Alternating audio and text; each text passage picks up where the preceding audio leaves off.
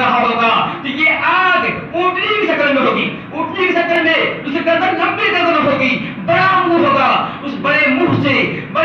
اس بے نمازی کو جو پا کر اس کو پکڑے گی، جہنم ڈال دے گی۔ اللہ تعالیٰ جہنم کے آگ کو اونٹنی شکل دے گا، اونٹنی کے ہاتھ دے گا اور ویسا کرے گی۔ تو میں کہہ رہا تھا کہ آج تک جو نماز نہیں پڑھتے ہیں کہا کہ وہ ابی لہب کے ساتھ ہوگا، فرعون کے ساتھ ہوگا، ہمارے ساتھ ہوگا۔ کہنے کا مطلب یہ ہے کہ اے میرے بھائیو، ہم نے لا الہ الا رسول اللہ کا جو کلمہ پڑھا ہے دو ہی جز ہے، ایک میں اللہ کی بات کی گئی ہے، جس میں رسول اللہ کے نبی ہونے کی بات کی گئی ہے، اس میں مطلب یہ ہمیں پیغام دیا گیا ہے کہ ہمیں چاہیے ہر معاملے کے میں اللہ کی رسول کی اتباع کریں۔ قرآن کی وہ آیت بھی ہمارے سامنے ہے، اللہ تعالیٰ نے کہا اتبعوا ما انزل الیکم من ربکم، اللہ نے کہا کہ اے لوگوں پیروی کرو اس کی جو تمہارے آسمان نازل کیا گیا ہے، اتبعوا پیروی کرو، کہا جس کی پیروی